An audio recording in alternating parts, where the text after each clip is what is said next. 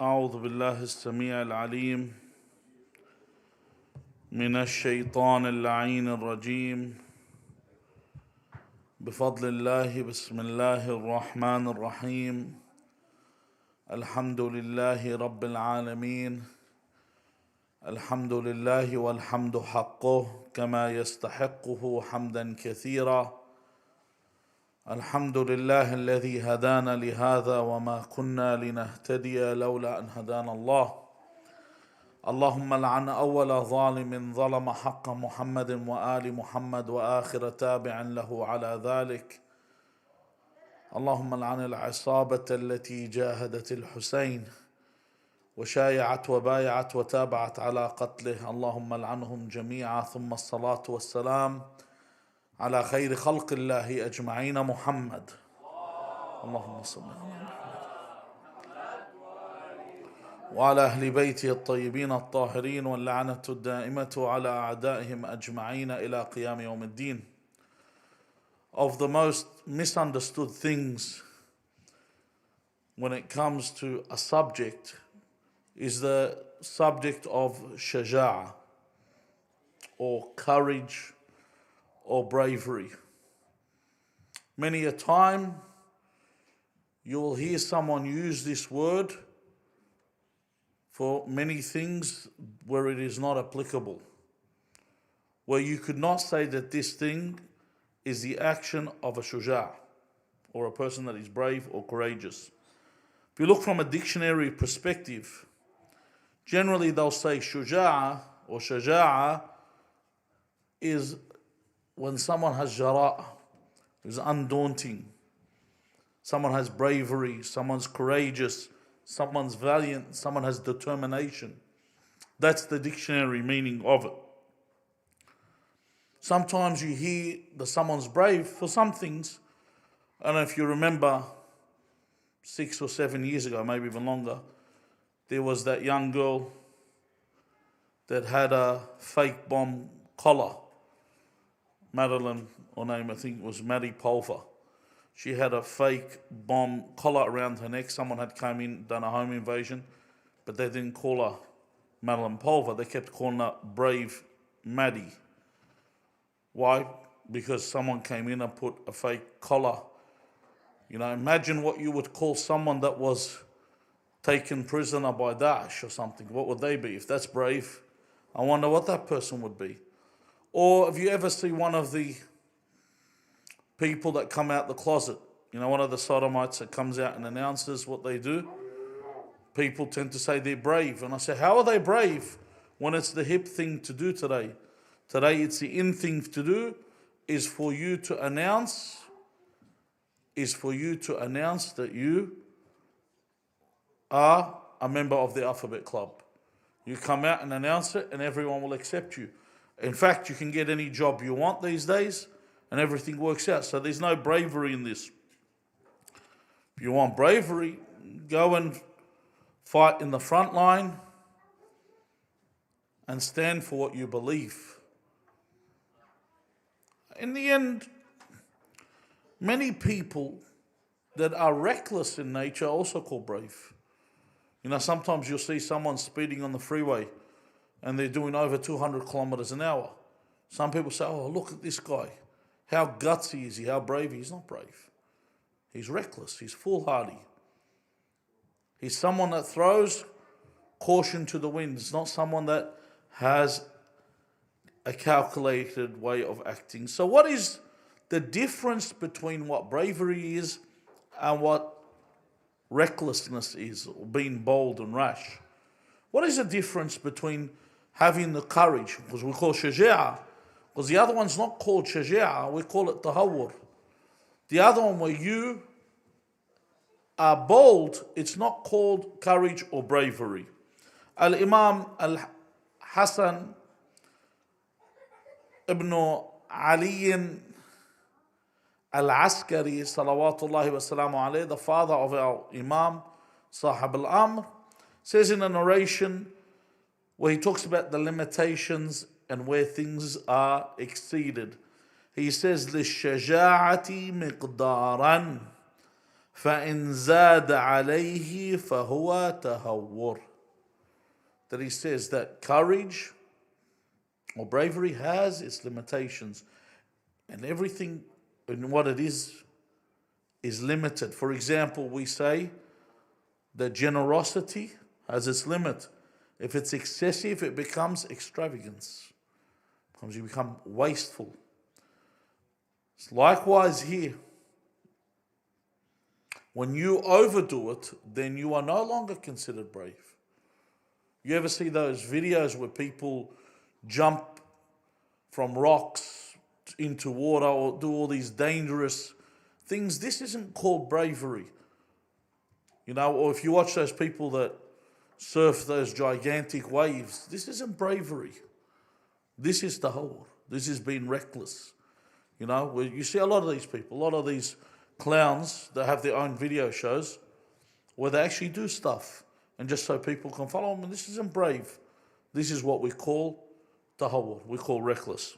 So the difference is, and I'll put it in a very simple way. If you see someone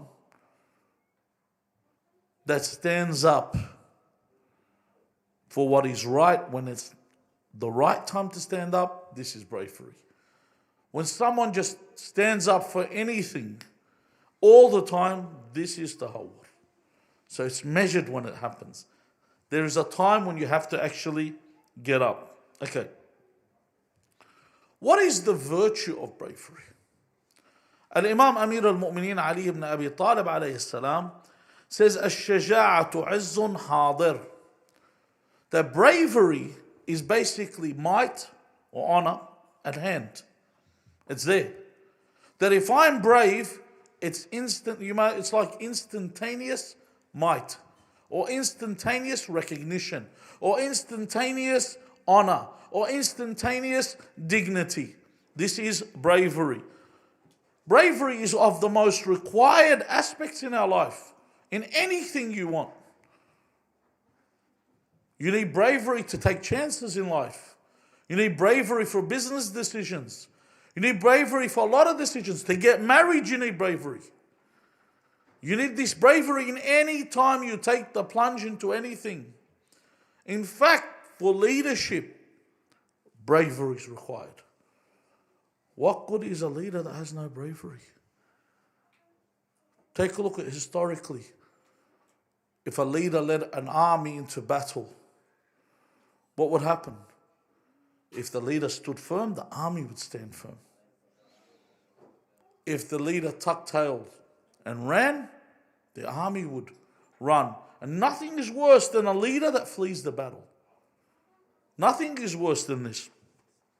And people have love for the brave person. But the thing is, a lot of people have what's called controlled bravery. What do I mean by controlled bravery? Everyone's brave in a normal setting. I'll give you an example of what controlled bravery is. For example, someone wants to fight with you. And they tell you, I want to fight. And then you look, the teacher's nearby, your friends are nearby, you go, all right, this is going to be safe. I might be able to get 1 or 2 punches in. The teacher will stop it and save my life, or my mates will jump in. This is what controlled bravery is. Because I know the scenario is set for me to be able to overcome whatever opposition I have. However, have you ever seen when silence spreads through the land? When a tyrant takes power, when a despot rules a country, and the sword rules, the deafening sound of silence is everywhere. Why? Because the time to speak out ends. And you see that, for example, with Nazi Germany. When Nazi Germany entered Paris and they overtook France in 6 weeks, was there a French resistance? It was null and void almost. There was a minute amount of resistance. But when the sword comes down, see, a lot of people make fun of the French and say the French kneeled. But that's not the truth. The truth is the way the Nazis walked in and they were at the peak of their power, everyone would have kneeled. They had an army right now if you were to compare it to modern day armies, that was bigger than most of the armies in the world today. I'm not going to give a number, but I think it would have ranked somewhere in the top 5 armies in the world today in numbers. You know, I think I'm correct. Well, I'm not 100% on this, but it would rank in the numbers, because Hitler had totally eliminated unemployment and employed everyone into the military. And this army was ruthless. They would walk in and they would march and no one would speak. Everyone was afraid of the Nazi juggernaut. The only countries that got involved was why? Because the Nazis brought them into the war. Otherwise, everyone was silent. So when the sword comes down, you can see with Abu Abdullah al-Hussein alayhi salam, how many people went to join the Imam in his battle? Not many. Why? Because of the result. What would happen? If you went along with the Imam, what would happen? I think we're having a few battered savzi. You know? Sallallahu ala Muhammad wa ali Muhammad.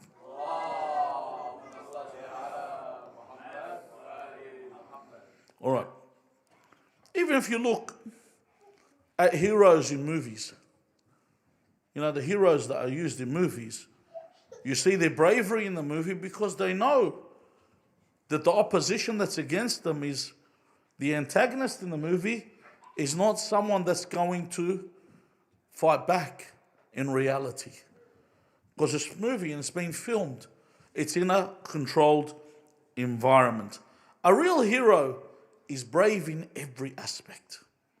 Malik al-Ashtar, Radwanullahi ta'ala alayh, the companion of Amir al-Mu'mineen salawatullahi wa salamu alayh. Do you know what they would say about Malik? And this is a depiction. If you look at what the Imam says about him is enough. They say if Malik was to step on the belly of a lioness, and when we say lioness, there's a reason they actually use a lioness over a lion, because lions, I don't know if you've ever noticed them, they're lazy. The lioness is the one that's wild and that fights and goes out there. He said if Malik al-Ashtar was to step on the belly of a lioness in darkness, and the reaction of the lioness, they say Malik would not even be alarmed. He would hear and he would not be alarmed. This is how fearless he was. He was so fearless when he went into the battle. He was known. Malik al-Ashtar was one of the companions of the Imam that was killed by poison, because there was no way they were going to defeat him in the battle. They poisoned him. This is one aspect of what a person, one vision of what a person that is brave is. Some of us, if we see an insect, we jump. You know, you see these people, honestly, they see a lizard, they're all over the place. A mouse, how many people go nuts when they see a mouse? They're scared when they see a mouse. Even the elephant, they always make fun of the elephant that's afraid of the mouse. For this reason, those that used to lack bravery used to feign bravery. They put on the appearance that they're brave. That's why you never hear a story where people are sitting down, except you'll hear war stories. You know, there was 2, 3, 4 guys knocked out the first one, the second one ran, and they'll sit there and they'll tell you these stories over and over again. No one ever says what really happened. When someone gets bashed, they never say it was one guy. There was tens of them, 20 of them. You go, listen, man, if there's 10, 20 people, you usually don't get bashed that badly because no one can get a hit in. When you get beaten up, it's usually one guy, because then he has all these crisp, clean shots. But anyway, there was a guy who was a companion of Rasulullah sallallahu alayhi wa alihi wa sallam, and his name was Hassan ibn Thabit. Hassan ibn Thabit was a poet, and he wrote a lot of good poems about Ahlul Bayt. And Rasulullah said about Hassan, he said that you will remain with he goes, La zilta, in the narration it says, La tazalu afwan, Ya Hassan mu'ayyadan bi ruh al-Qudus. You will remain assisted by the Holy Spirit, he says, Ma nasartana bilisanik, as long as that you aid us with your tongue, as long as you're a poet. And he was, until eventually he turned. Like the others, he got lucrative offers and he left the khat. Okay, Hassan ibn Thabit was amazing. Why? If you want to study cowardice in history, there are other people, but this guy was really, because the other ones used to feign it at least. This guy would only do, and the way he used to show his bravery was in one way. The other guys would actually turn up with battle gear. This guy used to dye his beard, and he would dye it with a reddish henna that made because he looked like I had a thick beard, looked like have you ever seen a lion after it's devoured its prey, how it has like blood on its mane? So he'd have this reddish stain that looks like he just drank blood, just to look ferocious. Except they would always leave him with the women in Medina. He was always left. Why? Because if he went with the men, he would lower their morale.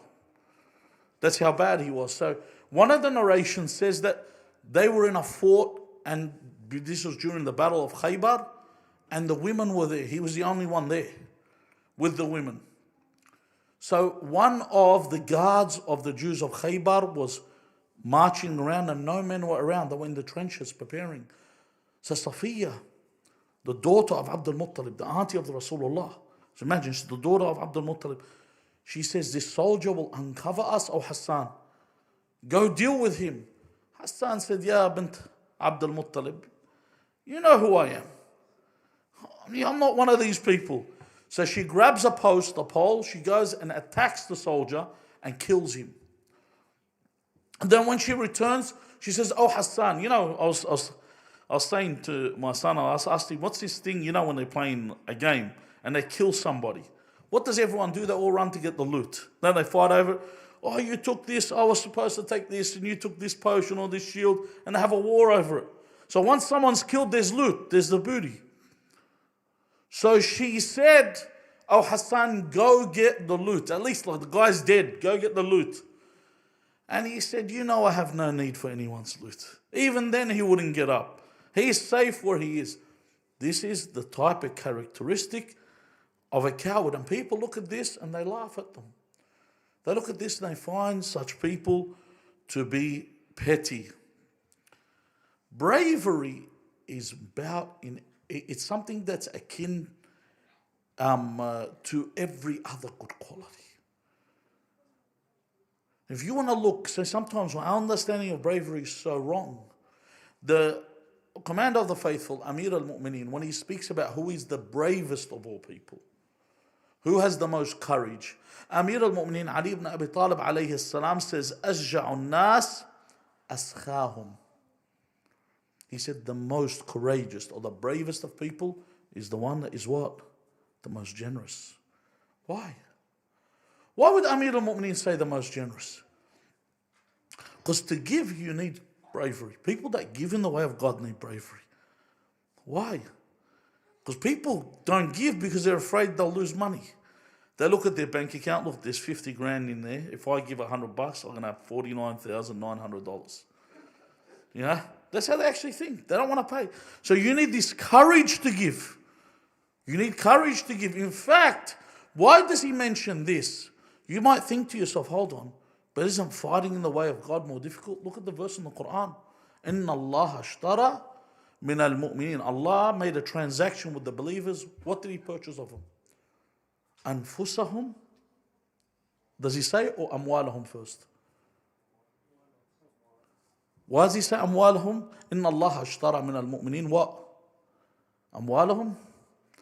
إِنَّ اللَّهَ اشْتَرَى مِنَ الْمُؤْمِنِينَ أَنفُسَهُم وَأَمْوَالَهُم بِأَنَّ لَهُمُ الْجَنَّةِ. Why does God say أَنفُسَهُم before أَمْوَالَهُم? Because it's easier to give your life than to give your money. You don't believe this? Watch what people do for money. Do you know how many people die in fires because they go back to get personal possessions? They get out of the fire and they go, hold on, this week's lottery tickets in there, for example, or something like that. They'll go in there. They'll suffocate from smoke inhalation. Why? And they'll die.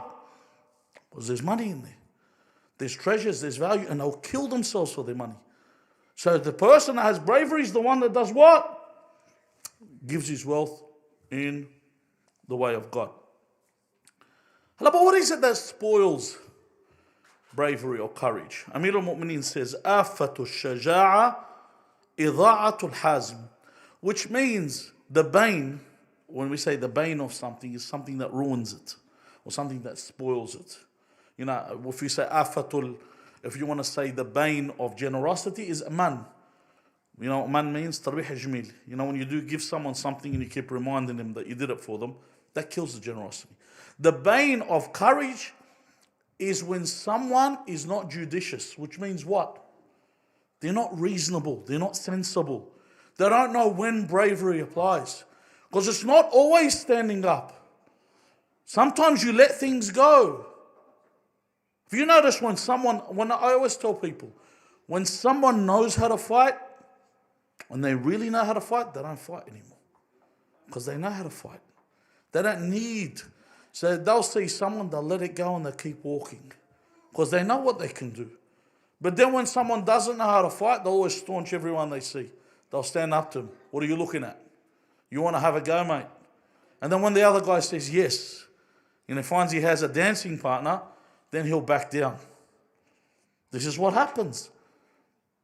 So I need to know when to make the right decision, because sometimes I might make the wrong decision.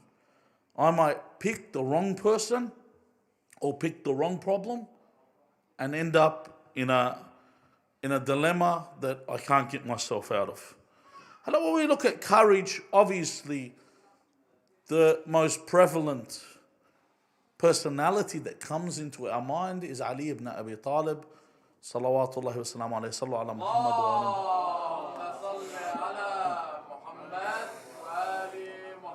But the question that always picks into the mind and makes someone think is why for a quarter of a century Amir al-Mu'mineen did not don his battle gear and his sword rested in its scabbard.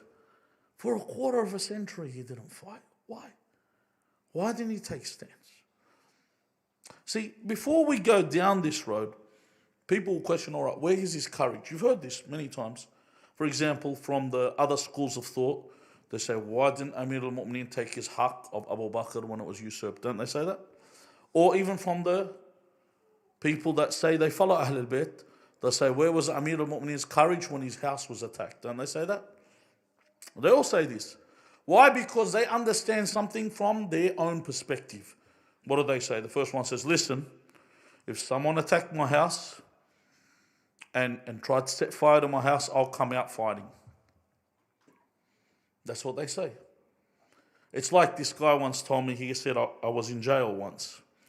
And he said, while I was in jail, there was a person that had got into jail for the first time. Never been in there.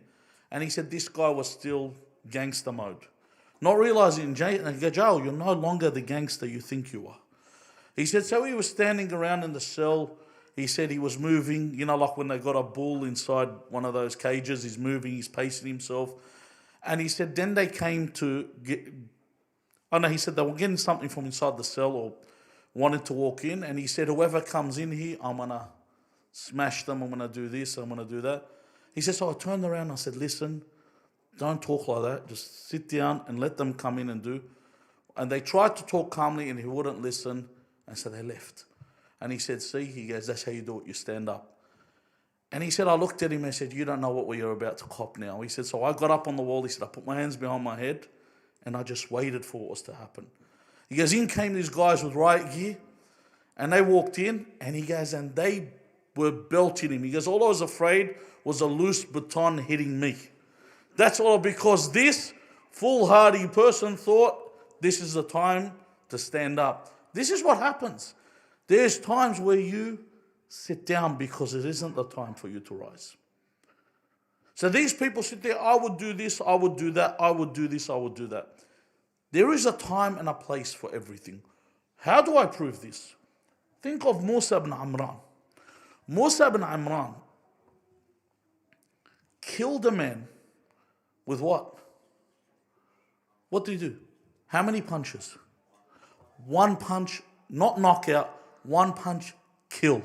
And he didn't kill just any guy, he killed a soldier. One punch, dead. So Musa, is he a walkover? No. Someone that can kill a man with a single punch, but he ran. He fled. Why would he run? Why would Musa run? Is he a coward? No. Hasha. لنبي Allah. How would Allah choose a coward as a prophet? Rasulullah Muhammad sallallahu alayhi wa alihi wa sallam. Did he not also migrate from Medina? From Mecca to Medina, sorry? Did he not put his own cousin and brother and son-in-law to sleep in his bed? Did he not do this? Why don't they not say this is cowardice? Why? Because it's not. They just always, the attack is always on Ali ibn Abi Talib alayhi salam. He's the pivot. He's the criterion. He's where everyone attacks. Why did the Prophet flee? Why don't you say this is Islam? If you don't agree, I'm going to fight you like they do. Don't they say this is Islam, you accept it? Or you're kafir, you know, this is the land of kuffar, whatever, and all the other rhetoric that they have, all the diatribe that comes from them. This isn't what they say. So why is it in this case? Firstly, an incident takes place, any incident, what do you do first? Do you get up and react? No, you think. When an incident takes place, you sit and think. How many wars have started from people not thinking? From someone not really sitting and analyzing what's to happen next. You know, a lot of these countries, they're not impulsive. They sit there and assess and analyze what they do next before they actually do it. Because if they don't, what happens? You end up in a massive problem that could have been fixed from the very beginning, but you didn't do that. If you look at the Battle of Ahzab, and this is a stance to show the bravery of Ali ibn Abi Talib alayhi salam. In the Battle of Ahzab, how does Allah Azza wa Jal, the Khandaq as we call it, how does Allah depict the situation in the Quran? He says, وَإِذْ زَاغَتِ الْأَبْصَارِ. Okay? What does that mean, وَإِذْ زَاغَتِ الْأَبْصَارِ? That the eyes had shifted in fear. You know, when you are in fear, you can see someone's afraid. You know, when you say, I can see the fear in this person's eye. You know, for example, in boxing, Mike Tyson would say when he get in the ring, he'd look into the other guy's eye and he could see the fear. When he sees the fear, he knows what's going to happen. Allah says, وَإِذْ زَاغَتِ الْأَبْصَارِ وَبَلَغَتِ الْقُلُوبِ الْحَنَاجِرِ. What does that mean? When they say بَلَغَتِ الْقُلُوبِ الْحَنَاجِرِ. What does that mean? You know, that means the soul is there. You're about to die from your fear. Then the people are saying, what were they afraid of? This small army of 1,000 up against 10,000 plus of Al-Ahzab, and leading them is the warrior of warriors, Amr ibn Abd Wuddin al-Amari, the someone that needs no introduction. When he comes into the Maidan, when he comes down into the battle, everyone's afraid.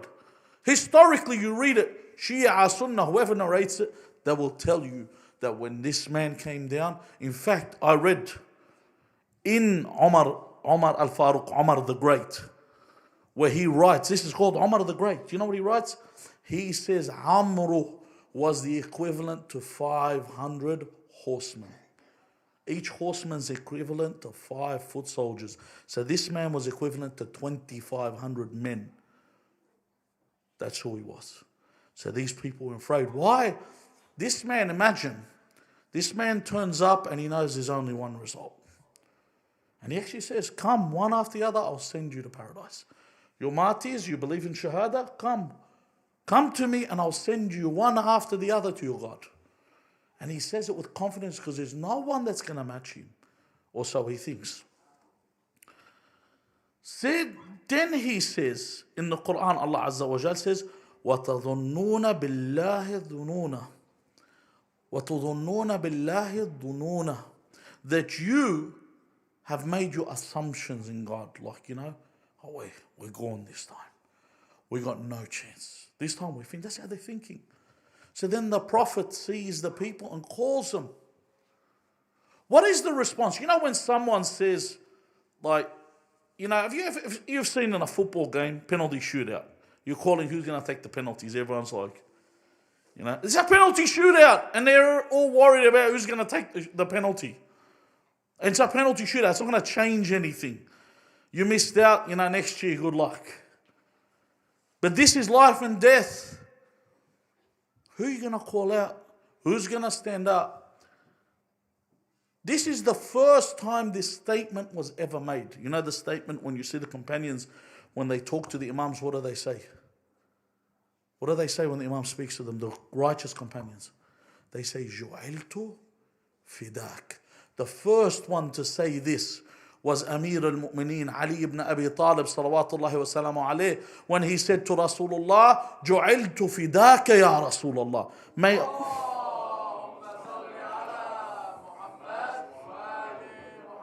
May I be your ransom. May I be sacrificed for your Rasul. He didn't just say, I'll have a go. He said, I'm your sacrifice. I'm the one that will come out. They all know this. Now you accuse Amir al-Mu'mineen with his courage. We've seen his courage. And respond he did. That up till today, the voice of Jibreel resounds in the atmosphere. That the strike of Ali then is what?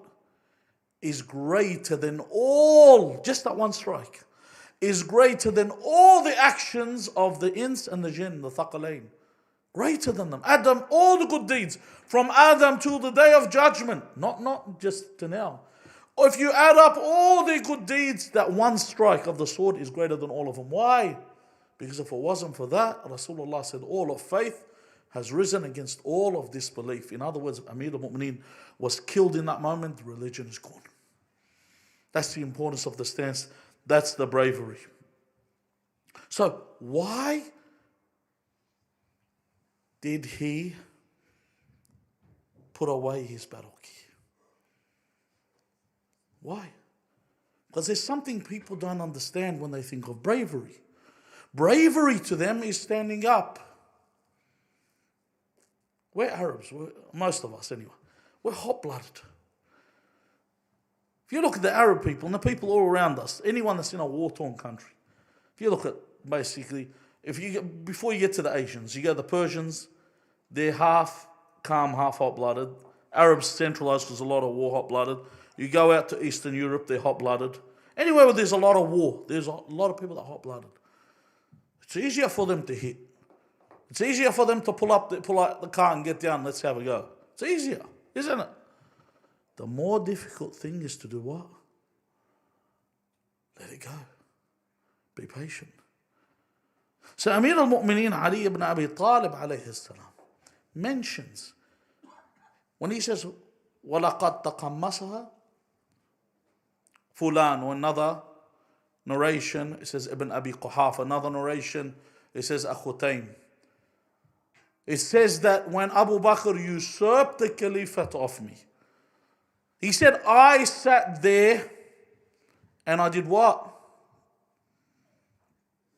I sat there and I thought to myself, what do I do? How do I react? And he actually says, وَتَفِقْتُ أَرْتَئِي.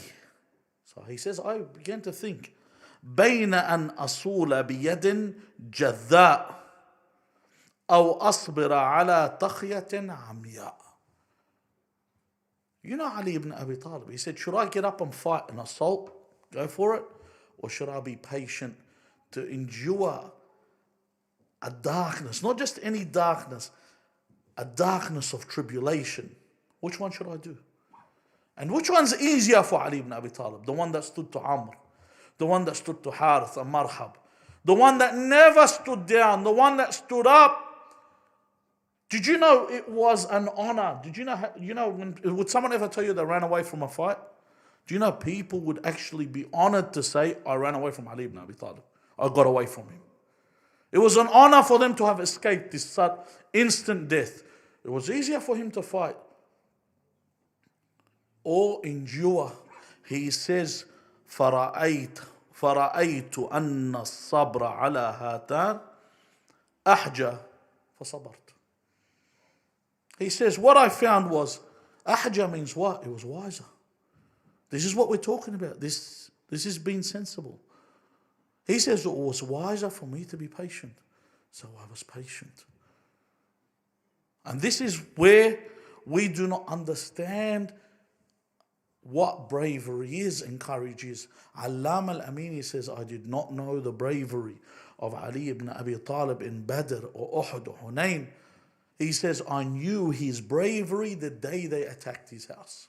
He said, when they attacked his house, that's how I knew how courageous he was. For him to hold back, this is the courage of Ali ibn Abi Talib alayhi salam. To go against what he really wanted to do. And finally we come to the point, how do I become courageous myself? How do I become brave? How do I make this decision? Firstly, you have to convince yourself to be brave. You have to tell yourself, I'm brave. Convince yourself that I'm a brave person. And keep telling yourself I'm a brave person. Like, those, for example, those people that make decisions. The first time they make a decision, there's some people that never make a decision in their life. They never stand up to anything. The moment they stand up once, then they'll stand up again, and then they'll make more decisions, and they get more courage. That's how I build myself up. And I know this from when I was a child, when we were kids. How many of you were afraid of the dark when you were kids? How many of you were afraid of insects and then as you move along, before you know it, you can pick up a mouse, you can pick up a lizard. Some people even try and pick up snakes. It happens. As you move along, then you can do things that you weren't able to do before, because you convince yourself, I'm able to do this. You start having the courage to do. I'm not talking about people that go snake hunting. I'm talking about people, if there's a danger, imminent danger, they save themselves from this danger. They don't just toss in. They stand up. They don't just let it happen. I'm able to do this. I'm able to build myself step by step. The thing is, we are the ones that scare ourselves. We are the ones that put ourselves down. If we believe in ourselves and we believe in everything we have, we realize what we're afraid of is nothing more than a paper tiger. It's not something that you should be afraid of.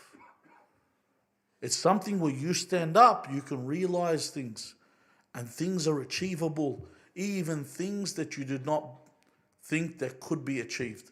And not everything is as it seems. How do I know this? I know that when Amir al-Mu'mineen Ali ibn Abi Talib alayhi salam, and I'll finish off with this, said to his companions when he discovered that they were near where he was, and he saw them, they were acting suspiciously. He said, what are you doing? They said, Ya Amir al-Mu'mineen, Muawiyah sends assassins to kill you. So we're here to guard you. We're here to be your guards. We're here to be your bodyguards. And the Imam says to them in the narration, that death, he says, al-ajal, is the haris. What does he mean by that? That the ajal, death, is your guard. How's it your guard? Because when you're going to die, you're going to die. And this is what guards you, because you're not going to die before your time. You will not die before the time that is appointed for you. To have that full belief in God. And then he says to them, my time will come when this is stained by that. So this is his confidence in what he believes. And this is what keeps him firm in his path. To know that Allah Azza wa Jal is the one that protects you. Allah Azza wa Jal is the one that sustains you.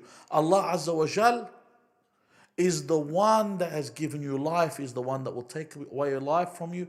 How can you not then be brave? How can you not then be courageous? Allah Azza wa Jal is with you. And if you stand up, Allah will stand with you. Ask Allah Azza wa Jal to hasten the reappearance of our master, Al-Hujjat ibn al-Hasan al-Mehdi. It's a very difficult time for us, especially we have a lot of exposure now to everything that happens. Many years ago things would happen and you would only get the news weeks later. Now everything's instantaneous and people see a lot and people are in a bad times. With these broken hearts, ask for Allah to hasten the reappearance of our master. الحجة ابن الحسن المهدي بسم الله الرحمن الرحيم اللهم صل على محمد وآل محمد اللهم قل لوليك الحجة ابن الحسن صلواتك عليه وعلى آبائه في هذه الساعة وفي كل ساعة وليا وحافظا وقائدا وناصرا ودليلا وعينا، حتى تسكنه أرضك طوعا وتمتعه فيها طويلا برحمتك يا أرحم الراحمين. وإلى أرواح المؤمنين والمؤمنات وإلى أرواح موتانا وموتاكم، رحم الله من قرأ سورة المباركة الفاتحة مع الصلوات.